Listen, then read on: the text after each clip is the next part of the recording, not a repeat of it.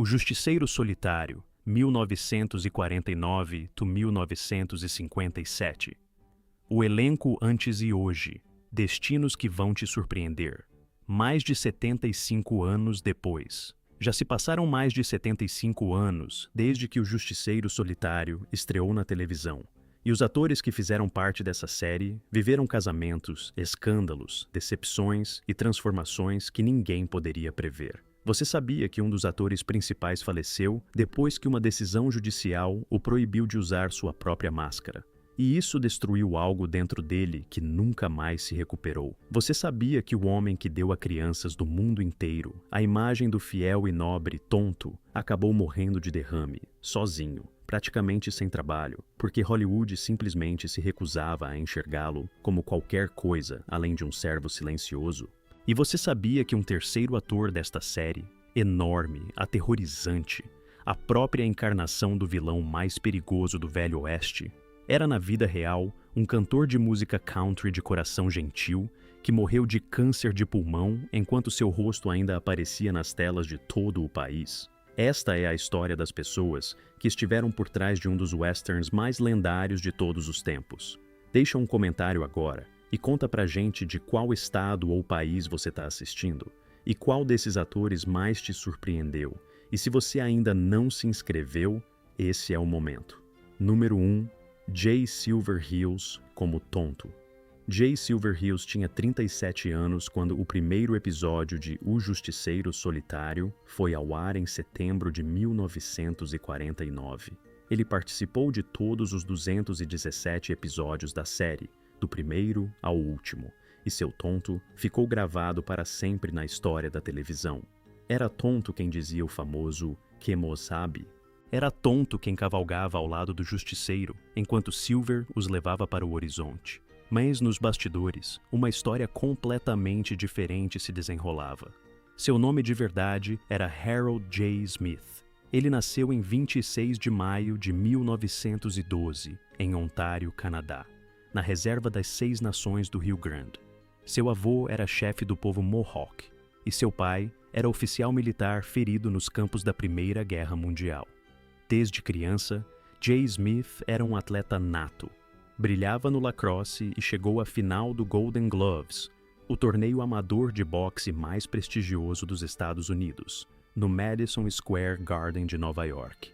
Foi justamente o lacrosse que o levou a Los Angeles no final dos anos 30, onde o comediante Joe E. Brown o descobriu e o ajudou a conseguir seu primeiro teste para o cinema. Foi assim que Harold Smith entrou em Hollywood, como figurante e dublê, abrindo caminho aos poucos. Quando foi chamado para o papel de Tonto, já tinha atuado em dezenas de produções pequenas, e era conhecido pelo nome artístico Jay Silverheels, apelido que havia ganhado nos tempos do boxe. O papel de Tonto foi seu verdadeiro salto ao estrelato, e Jay Silverheels se tornou o primeiro indígena norte-americano a interpretar um personagem nativo numa série de televisão americana. Foi um momento histórico de peso incalculável, mas o que veio depois foi muito amargo. Hollywood e a televisão eram incapazes de ver Jay Silverheels como qualquer outra coisa além de Tonto. Quando a série terminou em 1957, ele se viu preso naquele personagem. Os diretores não lhe ofereciam outros papéis. Os estúdios que ontem pagavam pelo seu trabalho, hoje mal o notavam. Jay precisou trabalhar como vendedor para pagar as contas. Começou a escrever poesia inspirada nas memórias da infância na reserva e a recitá-la na televisão. Mais tarde, nos anos 60, fundou a Oficina de Atores Indígenas em Los Angeles, um espaço onde atores nativos americanos podiam receber formação profissional para não repetir sua história. Foi o gesto de quem saiu do sistema machucado, mas ainda pensava nos que viriam depois. Em 1976, Jay Silverheels sofreu seu primeiro AVC. Passou 3 anos lutando contra as sequelas e, em março de 1980, faleceu de um segundo derrame em Calabasas, Califórnia. Tinha 67 anos. Suas cinzas foram levadas de volta à reserva das 6 Nações em Ontário, de onde havia partido anos antes em busca de um sonho. Em 1993, já postumamente, foi incluído no Hall of Fame dos grandes intérpretes do Oeste no Museu Nacional do Cowboy e da Herança Ocidental. O primeiro e único nativo americano a receber essa honraria até 2013. Tonto caminhou ao lado do Justiceiro por 217 episódios, mas Jay Silverheels seguiu seu próprio caminho sozinho e o percorreu até o fim com dignidade. Número 2. John Hart, como o Justiceiro Solitário. John Hart tinha 34 anos quando, em 1952, colocou a máscara de prata e assumiu o lugar de Clayton Moore no papel principal. Nem a equipe de produção, nem os fãs estavam preparados. A troca aconteceu em silêncio, sem anúncio oficial, sem cerimônia de passagem de bastão. Um dia, os espectadores ligaram a televisão e encontraram outro homem com um chapéu branco. John Hart apareceu em 52 episódios, mas nenhum deles o tornou verdadeiramente querido. A voz era diferente. A presença era diferente.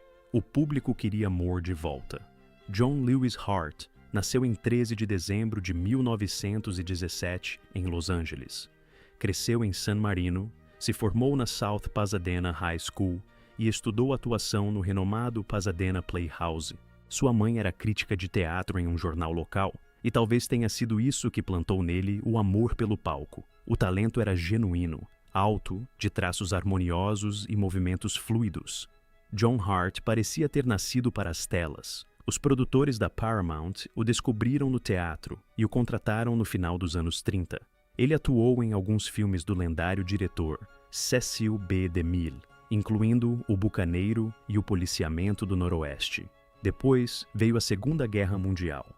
Hart foi convocado em 1941.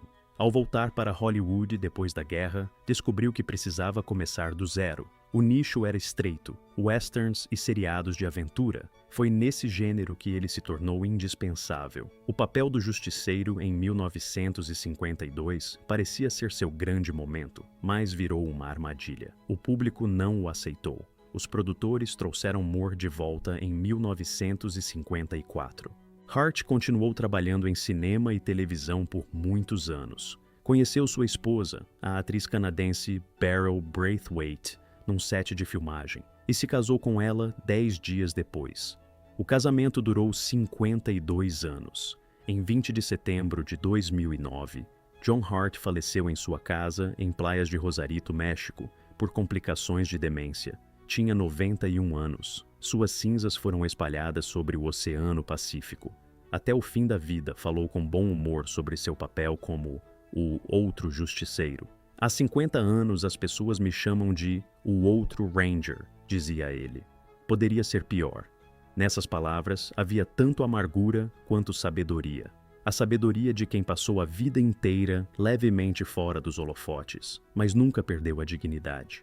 Número 3. Glenn Strange como Butch Cavendish. Glenn Strange tinha 50 anos quando apareceu nos primeiros 4 episódios de O Justiceiro Solitário como o grande vilão de toda essa história. O implacável Butch Cavendish, o fora da lei que massacrou um pelotão inteiro de Rangers do Texas, deixando apenas um sobrevivente. Esses poucos episódios foram suficientes para que a imagem de Cavendish ficasse gravada na memória de gerações de espectadores. Mas pouco se sabia que por trás daquele vilão aterrorizante havia um cantor de música country de coração gentil que cresceu numa fazenda no Texas. George Glenn Strange nasceu em 16 de agosto de 1899 na pequena cidade de Weed, no Novo México. Sangue irlandês e cherokee corria em suas veias. Ele falava cherokee com fluência, até por volta dos 13 anos. Filho de uma família de pecuaristas, largou a escola no 8º ano para trabalhar no campo. Nas pastagens e na poeira do sertão, tornou-se um expert no manejo de cavalos e aprendeu a cantar em volta das fogueiras. Glenn era um homem enorme. Media cerca de 1,93 m, com ombros que preenchiam qualquer vão de porta. Quando se mudou para Hollywood nos anos 30, seu físico o tornou indispensável nos westerns. Mas sua fama de verdade não veio como cowboy, e sim como monstro. Em 1944, a Universal Studios o escolheu para o papel do monstro de Frankenstein, depois que Boris Karloff deixou o personagem. Strange interpretou o monstro em 3 filmes de culto: A Casa de Frankenstein, A Casa de Drácula e Abbott e Costello encontram Frankenstein. O próprio Karloff o treinou por horas, explicando a movimentação e as expressões do personagem. Foi uma cena extraordinária, um monstro lendário passando o bastão para outro. Ao mesmo tempo, Glenn Strange compunha músicas, colaborou com o ator Ed Dean e coescreveu várias faixas de country. Quando Gunsmoke, um dos seriados de western mais famosos da história da televisão americana, o escalou em 1959 para o papel fixo de Sam, o barman, ele finalmente encontrou seu lugar. Interpretou esse personagem até o dia de sua morte, 14 anos até 1973. Gunsmoke se tornou sua casa e Sam, o barman, seu verdadeiro rosto. Em 20 de setembro de 1973, Glenn Strange morreu de câncer de pulmão em Los Angeles. Tinha 73 anos. Em seu funeral, Ed Dean cantou. O homem com quem havia escrito músicas em volta de fogueiras décadas antes. Naquele dia, não se despediram apenas de um ator. Se despediram de um dos últimos cowboys de verdade, que ainda se lembravam do cheiro do campo ao entardecer. Número 4. Chuck Courtney como Dan Reed. Chuck Courtney tinha 19 anos quando apareceu pela primeira vez em O Justiceiro Solitário, interpretando o sobrinho do herói, o jovem Dan Reed. Entre 1950 e 1955, participou de 14 episódios, e seu personagem estava sempre no centro da ação. Para as crianças da época, Dan Reed era a porta de entrada para o mundo da série.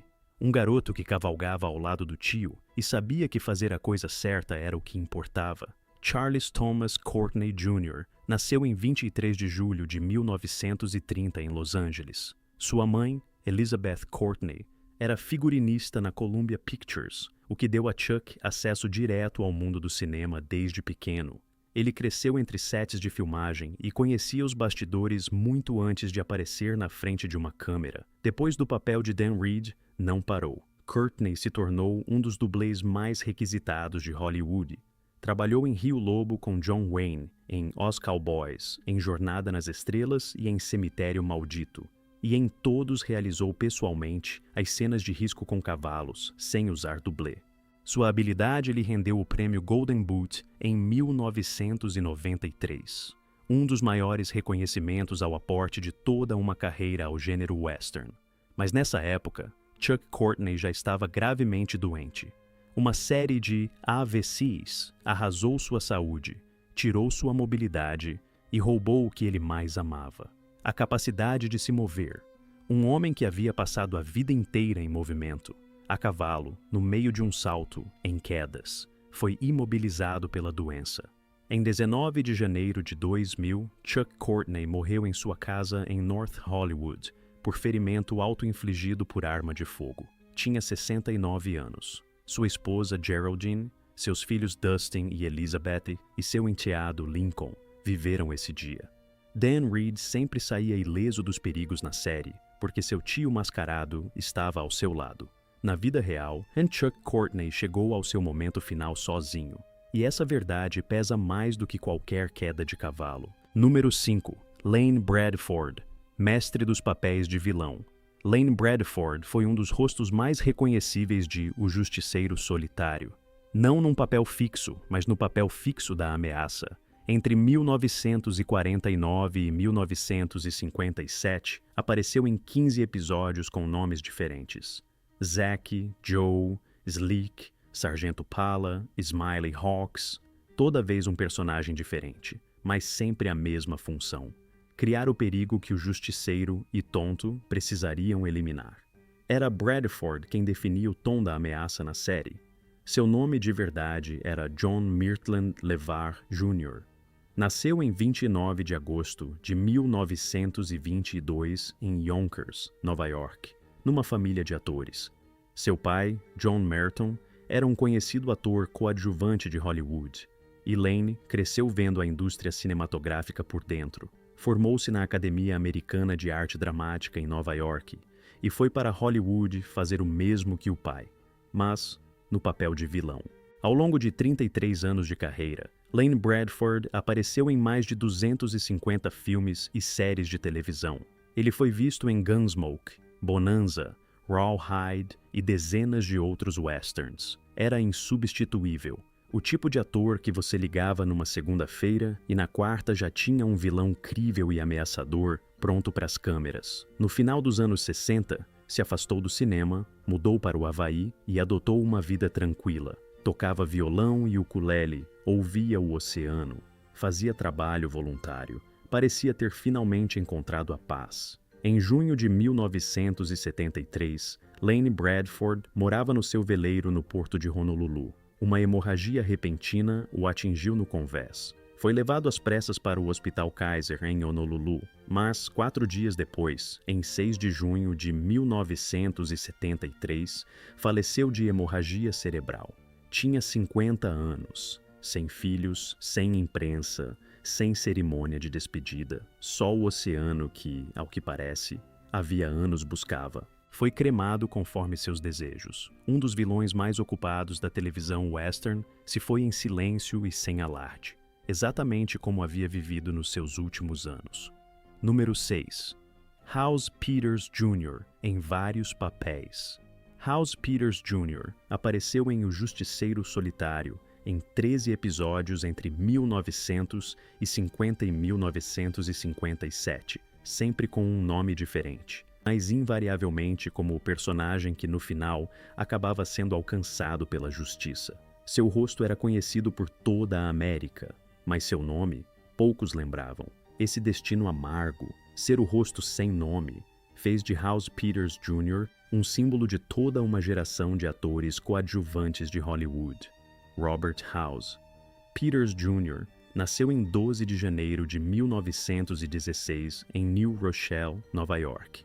Seu pai, House Peters Sr., foi uma estrela do cinema mudo. House cresceu em Beverly Hills, estudou na mesma escola que filhos da elite de Hollywood e esteve imerso no mundo do cinema desde criança. O caminho parecia traçado, até que a Segunda Guerra Mundial mudou tudo. Peters serviu nas Forças Aéreas do Exército Americano no Pacífico e só voltou a Hollywood em 1946. Durante todo esse tempo, a concorrência não esperou. Teve que começar quase do zero.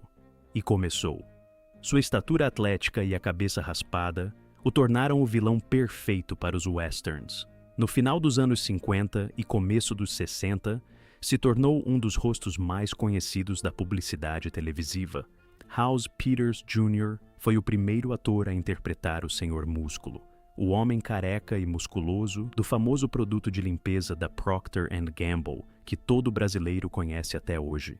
Todo mundo o reconhecia, mas, de novo, sem saber o nome.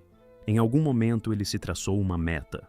Se não tivesse alcançado o estrelato até os 50 anos, abandonaria a profissão e cumpriu sua palavra. Em 1965, após gravar seu último episódio de Lassie, deixou o set sem fazer barulho e foi trabalhar com imóveis no Vale de San Fernando. Depois, junto com sua esposa Lucy, percorreu os Estados Unidos numa motorhome, garimpando ouro, pescando, frequentando feiras de pulgas.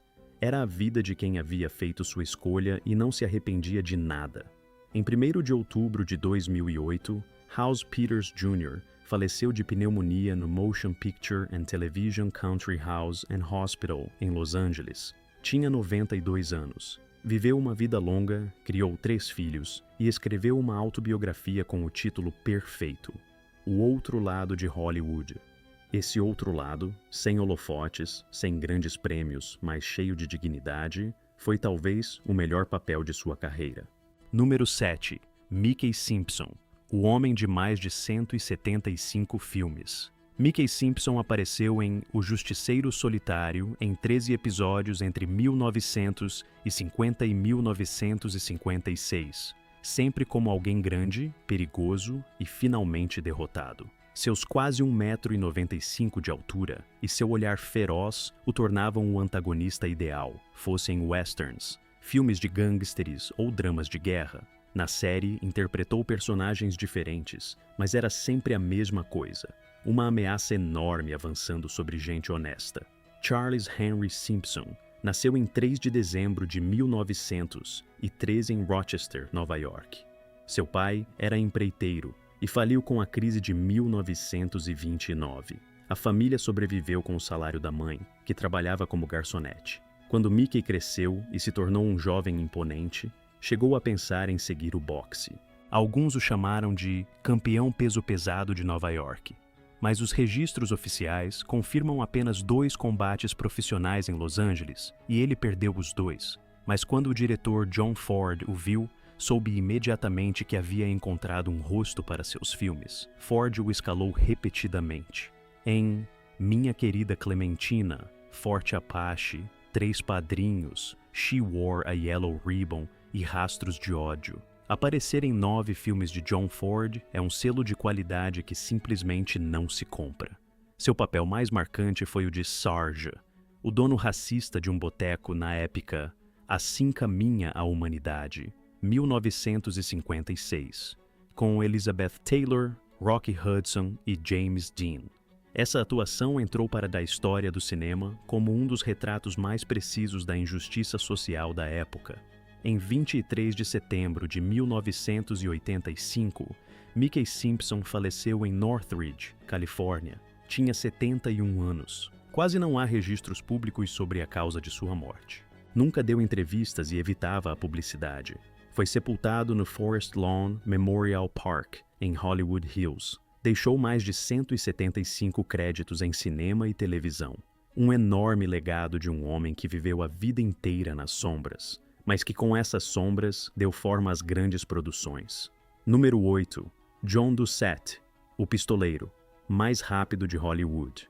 John Doucette participou de 11 episódios de O Justiceiro Solitário entre 1949 e 1955, sempre com um nome diferente, mas com o mesmo conjunto de características: um rosto rude, uma voz profunda e grave e a capacidade de transformar qualquer palavra numa ameaça. Seus colegas diziam que Doucette era o homem com o gatilho mais rápido de Hollywood. Muitos diretores pediam especificamente por ele para o papel de vilão, porque ninguém mais sacava o revólver com tanta convicção. John Arthur Doucette nasceu em 21 de janeiro de 1921, em Brockton, Massachusetts. A infância foi marcada por mudanças constantes. Seu pai procurava trabalho durante a Grande Depressão, e a família ia de cidade em cidade. Em Los Angeles, o jovem John se apaixonou pelo teatro e estudou no Pasadena Playhouse. Foi convocado em 1943 e lutou na Europa como soldado de infantaria. Voltou com experiências que transformaram completamente sua forma de atuar. Seus vilões sempre tinham algo real por baixo. Não era performance, era uma ameaça genuína, porque ele sabia como o perigo de verdade se parecia. Doucette apareceu em mais de 280 filmes e séries de televisão. O ponto mais alto de sua carreira foi seu papel em Patton, 1970, o épico de guerra que ganhou o Oscar de melhor filme. Doucette interpretou o General Truscott, sob o comando do personagem de George C. Scott. Foi o momento em que todo Hollywood finalmente viu a dimensão do seu talento.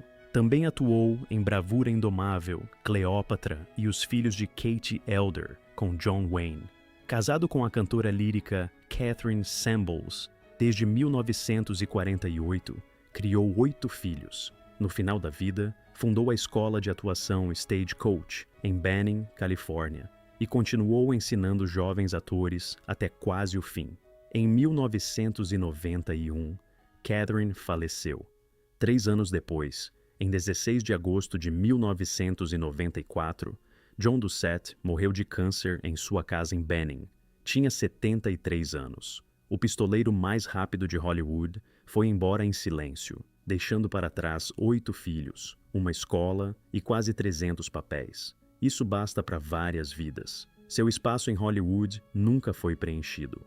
Número 9. Harry Lauter, o homem de quase 300 filmes. Harry Lauter apareceu em O Justiceiro Solitário 11 vezes entre 1949 e 1956. Como sempre, com nomes e papéis diferentes. Luke Potter, Garth Sandrich, Drake. Era o especialista na segunda linha do crime, aquele homem que torna o cinema de gênero crível sem reclamar o primeiro plano. Ao longo da carreira, apareceu em quase 300 filmes e séries de televisão. um número impressionante que poucos conseguiram igualar. Herman Arthur Harry Lauter nasceu em 19 de junho de 1914 em White Plains, Nova York. Seu avô e seu pai eram artistas acrobatas. A família, os Lauter voadores, se apresentava no trapézio. E Harry conheceu o risco físico desde que teve memória. Antes de entrar no cinema, trabalhou como modelo para um fotógrafo profissional e competiu em rodeios como cavaleiro. Sua preparação física e facilidade com cavalos abriram as portas dos westerns em Hollywood. Também ajudou sua semelhança física com o dublê Tom Steele, que podia substituí-lo nas cenas de risco sem que ninguém notasse. Lauter estava sempre ocupado. 16 episódios do Gene Autry Show, 12 de Annie Oakley, 10 de Gunsmoke e 10 de Rawhide. Seu rosto aparecia em praticamente todos os westerns da época de ouro. Seu único momento próximo de um papel principal foi em Tales of the Texas Rangers, 52 episódios entre 1955 e 1958 como o Ranger Clay Morgan. Mas a fama nunca veio. Ao se aposentar, Harry Lauter surpreendeu a todos revelando-se um pintor sério. Não era um hobby, era uma paixão profunda que havia cultivado nos anos de set de filmagem. Abriu sua própria galeria em Studio City e pintou paisagens dos Tetons, da Serra Nevada e das Montanhas Rochosas, as mesmas vistas que havia conhecido em dezenas de westerns.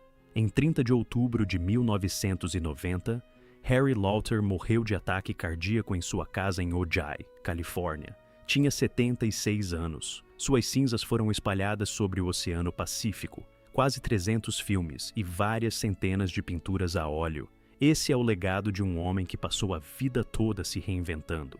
Número 10. Richard Crane, Ranger do Espaço no mundo do cowboy.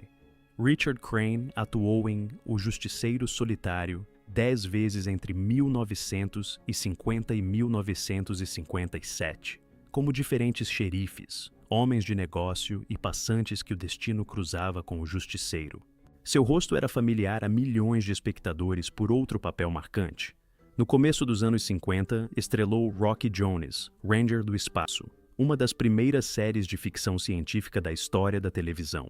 Foi um homem que conseguiu abarcar tanto o Velho Oeste quanto o futuro intergaláctico numa única carreira. Richard Ollie Crane nasceu em 6 de junho de 1918 em Newcastle, Indiana.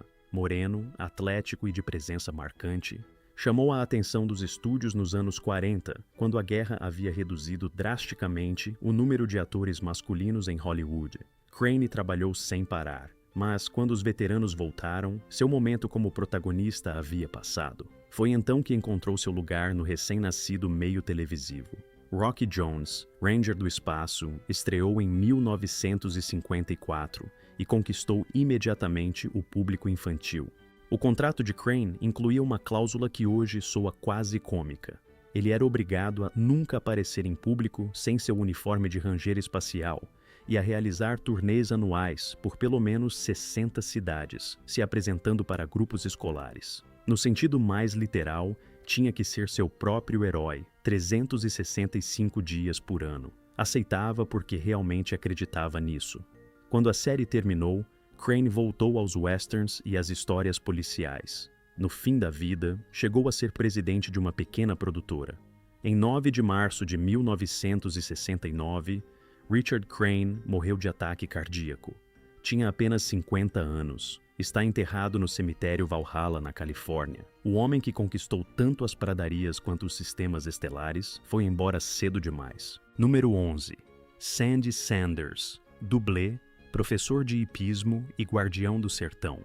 Sandy Sanders apareceu em O Justiceiro Solitário em 11 episódios entre 1949 e 1957, às vezes como agente da lei, às vezes como peão de fazenda, às vezes como apenas uma voz fugaz das planícies. Seus papéis eram pequenos, mas sua contribuição para a série ia muito além da atuação. Sanders era dublê, treinador de cavalos e parte viva da cultura cowboy autêntica, sem a qual essas histórias não seriam críveis. Sandy Sanders nasceu em 23 de maio de 1919 em Hereford, Texas. Cresceu se mudando de cidade em cidade com a família. Depois de servir no exército durante a Segunda Guerra Mundial, montou um espetáculo equestre e saiu em turnê. Um dia no Kansas, topou com uma equipe de filmagem. O produtor o olhou e disse: "Você precisa ir para Hollywood." Sanders deu de ombros e foi.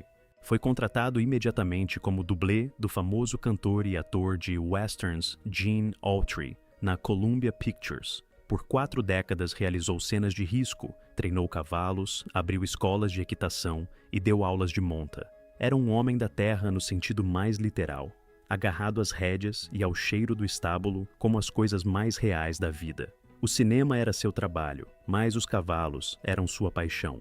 Em 2 de janeiro de 2005, Sandy Sanders faleceu em Santa Maria, Califórnia.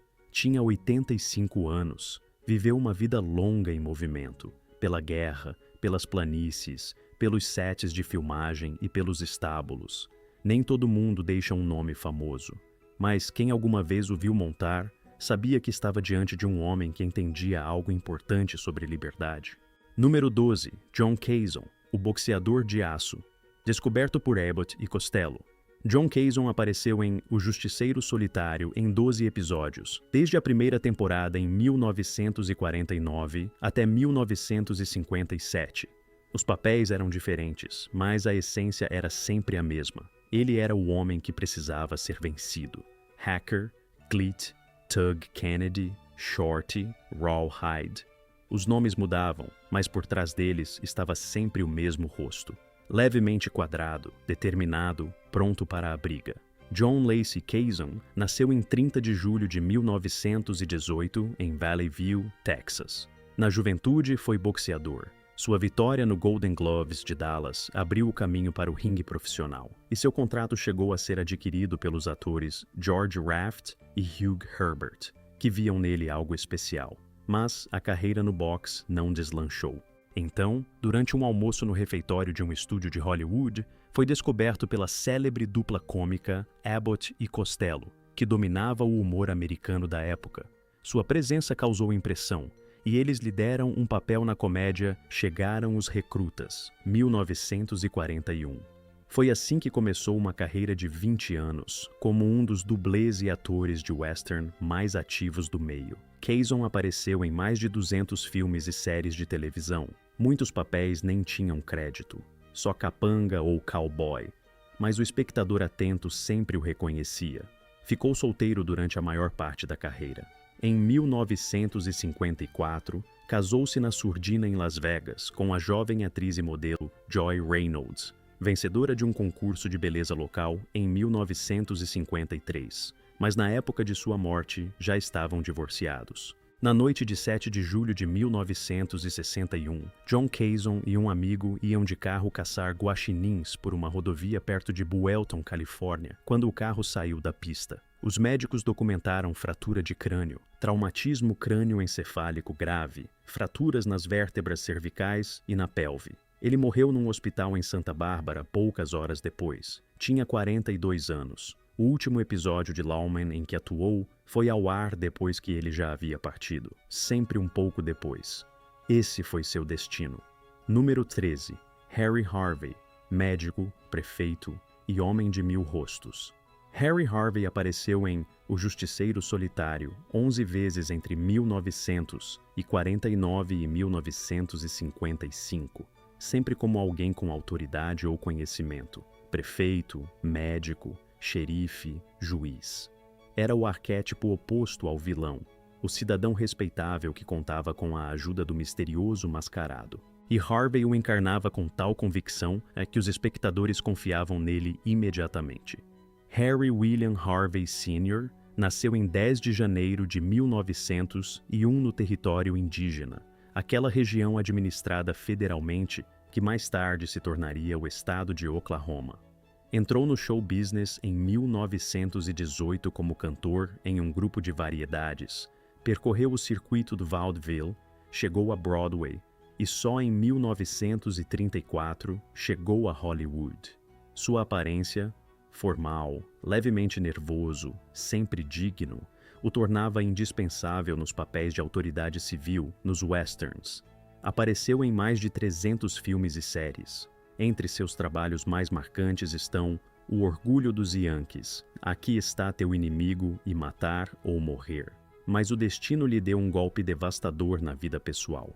Em dezembro de 1978, seu único filho, o ator Harry Harvey Jr., faleceu com 49 anos. O pai sobreviveu ao filho por 7 anos. Sua esposa Mabel morreu em 1982. Completamente só, passou seus últimos anos em silêncio em Sylmar, Califórnia. Em 27 de novembro de 1985, Harry Harvey faleceu em Sylmar. Tinha 84 anos. Nem todo herói tem máscara e cavalo branco. Às vezes o heroísmo é um homem de terno que bate na porta de um desconhecido pedindo ajuda. Harry Harvey tornava esse momento real, repetidamente, por décadas. E depois, a vida foi levando tudo o que ele amava, um a um.